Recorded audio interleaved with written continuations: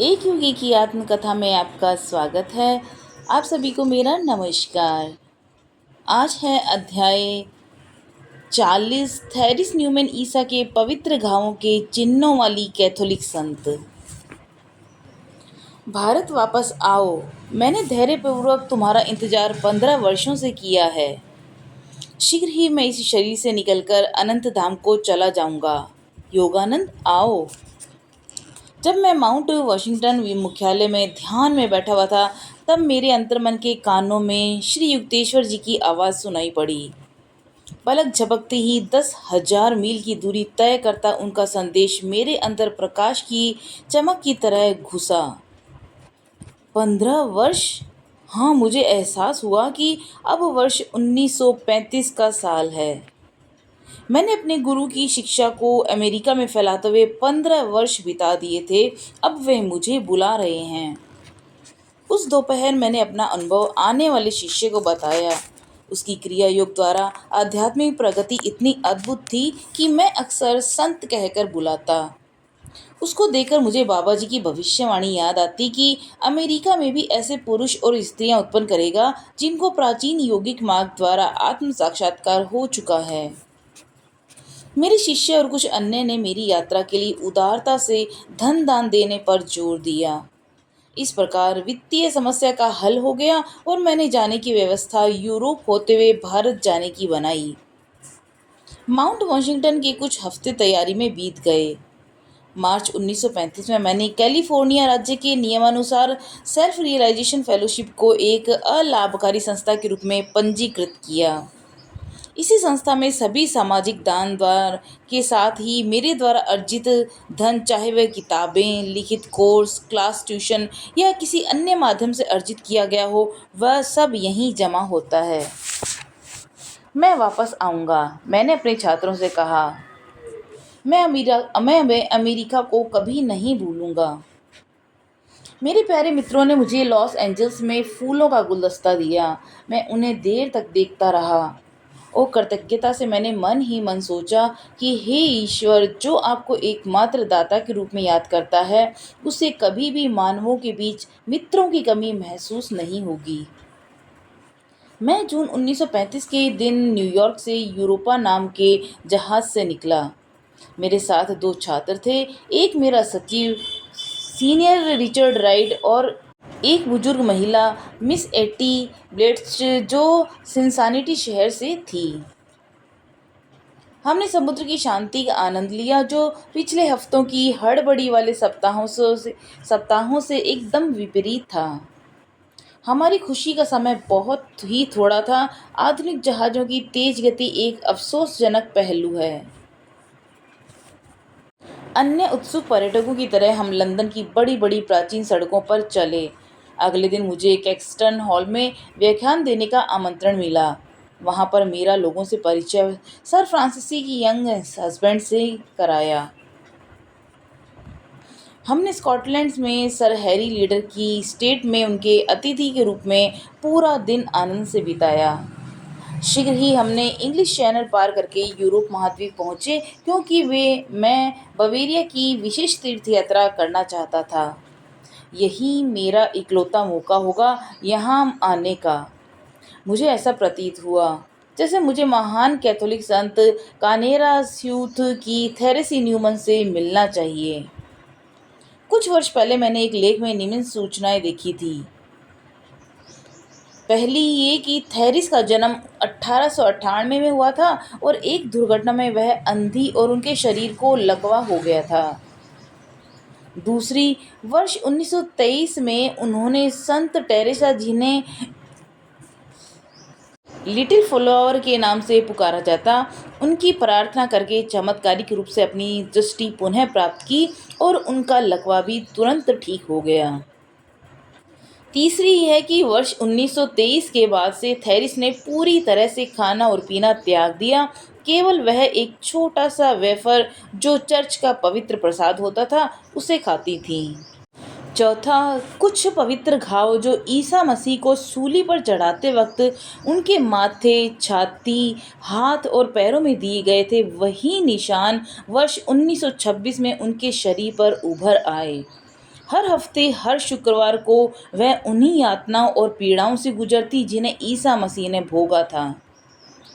उन्हें अपने गांव की सरल जर्मन भाषा ही आती थी, लेकिन शुक्रवार को पीड़ाओं के बीच बीच में कुछ वाक्यों को बोलती हैं जिन्हें विद्वानों ने प्राचीन भाषा एरामेटिक की तरह पहचाना।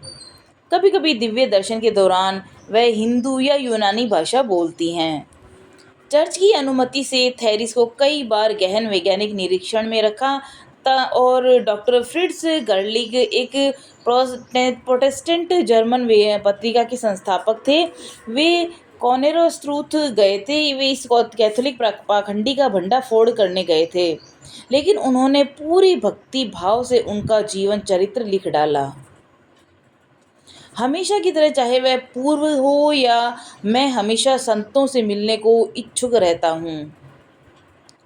जब हम 16 जुलाई को कोनेरस्ट्रूथ पहुँचे तो मैं बहुत खुश था। बवेरिया के किसान हमारी फोर्ड गाड़ी, जिसे हम अपने साथ अमेरिका से लाए थे, और उसमें विभिन्न लोगों, जिनमें एक युवा अमेरिकी, एक अधेड़ उम्र की महिला और एक सांवला पुरुष जिसने अपने लंबे केश कॉलर के नीचे दबाए हुए थे, हम सबको देखने के लिए उत्सुक थे। थेरिस का एक छोटा सा घर साफ सुथरा था। बगल में पुराने कुएं के पास जर्मेनियम के फूल खिले हुए थे और अफसोस घर बंद था। पड़ोसी, यहाँ तक कि गांव का डाकिया जो पास से गुजरा, उनके बारे में कुछ नहीं बता पाए। तभी बारिश शुरू हो गई और मेरे साथियों ने वापस जाने का सुझाव दिया। नहीं, मैंने दृढ़ता से कहा, मैं तब तक यहीं रुकूंगा जब तक मुझे उनका कोई सुराग नहीं मिल जाता। 2 घंटे बाद हम अभी भी कार में बैठे हुए थे और बारिश हो रही थी। हे भगवान, मैं शिकायती स्वर में बोला, आप मुझे यहाँ क्यों लाए हैं जब वह यहाँ से गायब थीं? एक स्थानीय व्यक्ति हमारे बगल में रुका और नम्रता से हमारी सहायता करने का प्रस्ताव दिया। मैं ये यकीन के साथ कुछ नहीं कह सकता कि वे कहाँ हैं, उसने कहा, लेकिन वे अक्सर प्रोफेसर वुर्ज, जो आइक्सटॉट यहाँ से 80 मील दूर सेमिनरी मास्टर हैं, वहाँ जाती हैं। अगली सुबह हमारी पार्टी आइक्सटॉट के शांत गांव के संकरी गली में पहुँचे। डॉक्टर यूर्ज ने प्रेमपूर्वक हमारा स्वागत किया। हाँ, वे यही हैं। उन्होंने थेरिस के पास हमारे आने का संदेश पहुंचाया। संदेशवाहक जल्दी ही उनके संदेश को लाया। यद्यपि बिशप ने मुझे किसी से मिलने से मना किया है, लेकिन भारत के इस संत से मैं जरूर मिलूंगी। उनके शब्दों ने मुझे आत्मविभोर कर दिया। मैं डॉक्टर वुर्ज के साथ कमरे के ऊपर गया। थेरिस तुरंत ही वहां आ गई। उनका चेहरा शांति और आनंद से प्रकाशमय था। उन्होंने काले रंग का गाउन और सिर पर सफ़ेद हेड ड्रेस पहनी हुई थी। यद्यपि उनकी उम्र 70 के आसपास होगी, लेकिन वे कुछ युवा दिख रही थीं। उनमें एक बच्चे जैसी ताजगी और मोहक चेहरा था। उनकी स्वस्थ, सुगठित और गुलाबी गाल और प्रफुल्लित थीं। यह वह संत थीं जो कभी नहीं खाती थीं। थेरिस ने मेरा स्वागत हाथ मिलाकर किया। हम शांत संपर्क से चमक उठे। हम दोनों को पता था कि हम ईश्वर प्रेमी हैं। डॉक्टर वुर्ज ने एक दुभाषी की भूमिका निभाई। मैंने देखा कि थेरिस मुझे कौतूहल के साथ देख रही थी। जाहिर है, बेवरिया में हिंदू कभी शायद ही दिखा हो। क्या आप कुछ नहीं खाती? मैं इसका जवाब उनके होठों से चाहता था। नहीं, एक चावल से बने वेफर के अलावा कुछ नहीं। सुबह 6 बजे। वह कितना बड़ा होता है? कागज जैसा पतला, और उसका आकार सिक्के के बराबर होता है। फिर उन्होंने कहा, मैं इसे धार्मिक कारणों से खाती हूँ। यदि यह पवित्र नहीं होता तो मैं उसे निगल नहीं सकती। यह तो निश्चित है कि आप केवल उस पर 12 वर्षों तक जीवित नहीं रह सकती। मैं ईश्वर के प्रकाश से जीती हूँ। उनका जवाब कितना सरल था, एकदम आइंस्टीन की तरह। मैं देख रहा हूँ कि वह जीवन ऊर्जा, प्राण शक्ति आप तक आकाश, सूर्य और हवा से आ रही है।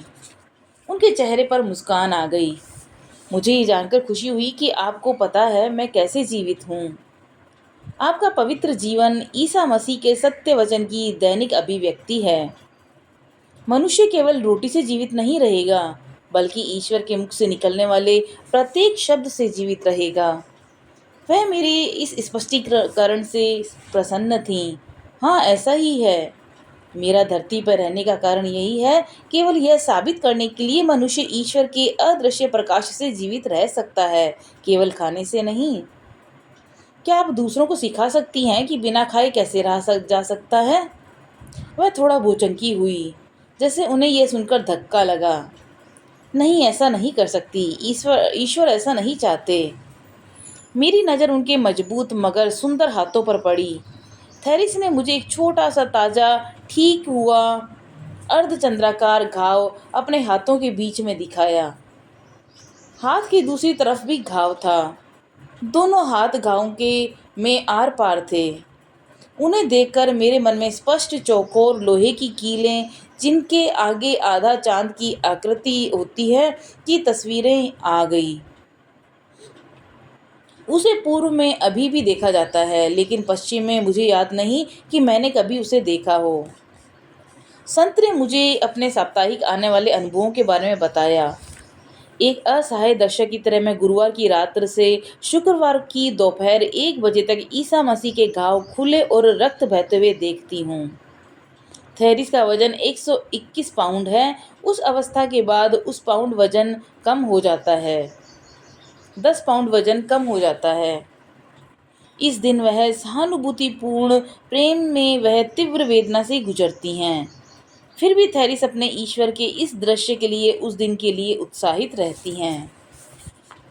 मुझे तुरंत इसका एहसास हो गया कि उनके इस अजीब से जीवन के द्वारा ईश्वर सभी ईसाइयों को ईसा मसीह के जीवन और उनके सूली पर टंगने की घटना जैसा न्यू टेस्टामेंट में बताया गया है, उसकी ऐतिहासिक वास्तविकता बताकर उन्हें यकीन दिलाना चाहते हैं।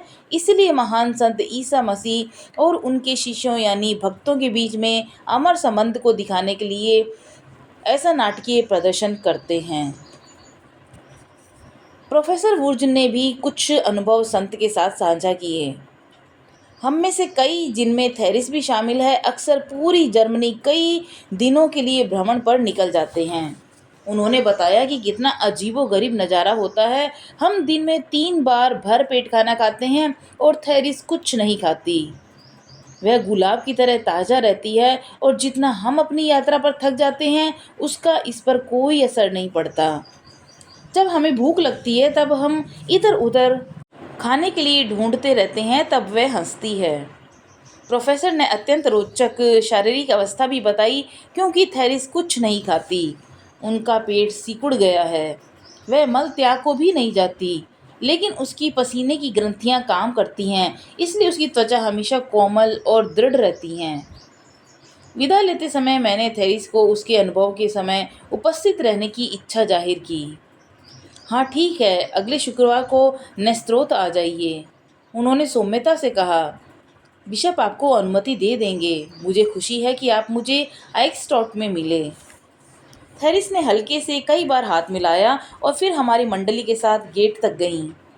मिस्टर राइट ने गाड़ी का रेडियो चलाया। संत ने बड़े उत्साह और दबी हंसी के साथ देखा। तभी बड़ा हुजूम चारों तरफ इकट्ठा हो गया। थेरिस घर के अंदर चली गईं। हमने उन्हें खिड़की पर देखा। वह बच्चे की तरह हमें देखकर हाथ हिला रही थीं। अगले दिन हम थेरिस के 2 भाइयों से मिले, जो बहुत मिलनसार और दयालु स्वभाव के थे। उनसे हमें पता चला कि थेरिस रात में केवल 1 या 2 घंटे ही सोती हैं। शरीर में इतने घाव होने के बावजूद वे इतनी फुर्तीली और ऊर्जावान हैं। उन्हें पक्षियों से बहुत प्यार है। एक्वेरियम में रखी मछलियों की देखभाल करती हैं और अक्सर अपने बाग में भी काम करती हैं। उसके पास पत्राचार का भी बहुत काम है। कैथोलिक भक्त उसके प्रार्थना और उपचार के आशीर्वाद के लिए लिखते रहते हैं। ऐसे कई लोगों की गंभीर बीमारियां वे ठीक कर चुकी हैं। उसका भाई फर्डिनेंड, जिसकी उम्र करीब 23 वर्ष है, उसने बताया कि थेरिस के पास शक्ति है, वह जिसके द्वारा दूसरों की बीमारियों को अपने शरीर में लेकर उन्हें ठीक करती है। संत के खाना त्यागने की कहानी काफ़ी समय पहले की है। एक बार एक व्यक्ति को गले का रोग हो गया। वह पादरी बनने की तैयारी कर रहा था। थेरिस ने प्रार्थना की कि उस व्यक्ति का रोग उन पर आ जाए। वह व्यक्ति स्वस्थ हो गया। उस दिन के बाद से थेरिसा ने खाना खाना ही छोड़ दिया। गुरुवार को हमारी मंडली बिशप के घर गई। उन्होंने मेरे बालों के गुच्छों को आश्चर्य से देखा। उसने तुरंत ही जरूरी अनुमति दे दी। उसके लिए कोई फीस नहीं थी। चर्च का नियम केवल थेरिस को सुरक्षित रखने के लिए था, क्योंकि साधारण भीड़ बड़ी संख्या में एकत्रित हो जाती थी। आरंभ के वर्षों में दर्शक हजारों की संख्या में वहां आते थे। हमारे कॉर्नरे स्त्रूथ शुक्रवार को 9:30 बजे पहुंच गए। मैंने देखा कि थेरिस के छोटे से घर में विशेष शीशे की छत थी, जिससे उसे भरपूर रोशनी मिल सके। हमें ये देखकर खुशी हुई कि कोई भी दरवाज़ा बंद नहीं था, बल्कि स्वागत के लिए पूरी तरह से खुला था। वहाँ करीब 20 लोग लाइन में थे और सभी के पास प्रवेश के लिए अनुमति के कागज थे। कई बहुत दूर से इस भावावस्था को देखने के लिए आए थे। थेरिस मेरी पहली परीक्षा में पास प्रोफेसर के घर में ही हो गई थी, क्योंकि उसने अपनी अंतरात्मा से जान लिया था कि मैं उसे आध्यात्मिक कारणों से मिलना चाहता हूँ, कोई उत्सुकतावश नहीं। मेरी दूसरी परीक्षा इस तथ्य से जुड़ी हुई थी कि ऊपर उसके कमरे में जाने से पहले मैंने स्वयं को यौगिक अवस्था में प्रवेश कर लिया, जिससे कि मैं उसके साथ टेलीपैथी और टेलीविज़न के एक रूपीय तारतम्यता बना सकूं। मैं उस कमरे में घुसा जो आगंतुकों से भरा हुआ था। वह बिस्तर पर सफ़ेद वस्त्रों में थी। मिस्टर राइट ठीक मेरे पीछे थे। मैं दरवाजे पर ही ठिठक गया जब मैंने अत्यंत आश्चर्यजनक और भयंकर दृश्य देखा। थेरिस के नीचे की पलक से 1 इंच चौड़ी जगह से खून की पतली धार लगातार बह रही थी। उसकी नज़र ऊपर की तरफ माथे के मध्य जहाँ आध्यात्मिक नेत्र होता है वहाँ गड़ी हुई थी। उसके सिर के से चारों ओर लिपटा हुआ कपड़ा खून से तरबतर था। माथे के कांटों के ताज से खून रिस रहा था। उनका श्वेत वस्त्र पर हृदय के ऊपर भी खून का लाल धब्बा था। यह वही जगह थी जहां ईसा मसीह को सिपाहियों ने आखिरी बार तीर मारा था। थेरिस ने दोनों हाथ फैले हुए थे और उनके चेहरे पर वेदना के साथ दिव्यता भी थी। वह दुबली लग रही थीं, कई तरह से सूक्ष्म रूप से परिवर्तित, अंदर और बाहर से भी। विदेशी भाषा में बुदबुदाते हुए अपने अंतर्मन के सामने किसी से बातें कर रही थीं, क्योंकि उनके साथ जुड़ा हुआ था। मैं उन दृश्यों को देखने लगा। वह ईसा मसीह को देख रही थी जो सूली को लादे लोगों के तानों के शोर के बीच से जा रहे थे। अचानक उसने अपना सिर उठाया, क्योंकि ईसा मसीह भारी बोझ से दबकर गिर गए थे। वह दृश्य गायब हो गया। अत्यंत करुणा से थककर थेरिस अपने तकिए पर निढाल होकर गिर गई। उसी क्षण मैंने अपने पीछे एक जोर से गिरने की आवाज़ सुनी। मैंने मुड़कर पीछे देखा। 2 आदमी एक चित्त अवस्था में पड़े आदमी को उठाकर ले जा रहे थे। मैं गहन अर्धचेतन की अवस्था से बाहर आ रहा था। मैंने गिरे हुए आदमी को तुरंत नहीं पहचाना। फिर से मैंने अपनी नज़रें थेरिस पर गड़ाई। उसका चेहरा रक्त धाराओं के बीच एकदम सफ़ेद पड़ा हुआ था, लेकिन अब शांत और पवित्र दिव्यता से चमक रहा था। मैंने अपने पीछे देखा कि मिस्टर राइट ने अपना हाथ गालों पर रखा था। उसमें से खून टपक रहा था। क्या आप गिर गए थे? हाँ, मैं उस भयानक नज़ारों को देखकर बेहोश हो गया था। ठीक है, मैंने सहानुभूति जताते हुए कहा। आप बहादुर हैं जो आप यह सब देखने फिर से आ गए। धैर्य से खड़े तीर्थयात्री का सोच मैंने चुपचाप थेरी से विदा ली और उसकी पवित्र उपस्थिति को छोड़कर बाहर निकल आए।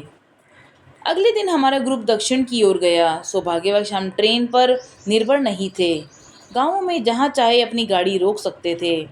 हमने अपनी Germany, Holland, France, Swiss Alps यात्रा के एक एक मिनट का आनंद लिया। इटली में हमने एक विदेश ट्रिप विनम्रता की देवी के लिए की। हम सेंट फ्रांसिसी गए। हमारी यूरोप की यात्रा ग्रीस में समाप्त हुई। यहाँ हमने एथेनियन मंदिरों को देखा और वह जेल भी देखी जहाँ सुकरात ने जहर का पान किया था। ग्रीस में सफ़ेद पत्थरों पर की गई कलाकृतियों को देखकर आप उनकी तारीफ किए बिना नहीं रह सकते। फिर हम यूनान, ग्रीस से जहाज पर सवार हुए और भूमध्य सागर को पार करते हुए फिलिस्तीनी पर उतर गए। उस पवित्र भूमि पर कई दिनों तक रोज घूमते रहे, मुझे अब तीर्थ यात्रा का महत्व और ज़्यादा पता चल गया था। ईसा मसीह की आत्मा पूरी तरह फिलिस्तीन में बसी हुई है। मैं भक्ति भाव से बेथलेहम, गेतसेमाने के लवेरी, ऑलिव्स के पवित्र पर्वत, जॉर्डन नदी और गलीली के तट पर चला। हमारे समूह ने ईसा के जन्म की नांद, जोसेफ बड़े की दुकान, लजारस की कब्र, मार्था और मैरी का घर, ईसा का अंतिम भोज का कमरा, सभी कुछ देखा। प्राचीन काल सजीव हो उठा। सदियों के लिए ईसा मसीह द्वारा अभिनीत दिव्य नाटक के पटल एक के बाद एक करके खुलते चले गए। फिर हमने मिस्र, इजिप्ट, उसका आधुनिक शहर कैरो और प्राचीन पिरामिड देखे। फिर जहाज संकरे लाल सागर से होता हुआ विशाल अरब सागर से होते हुए सीधा भारत पहुंचा।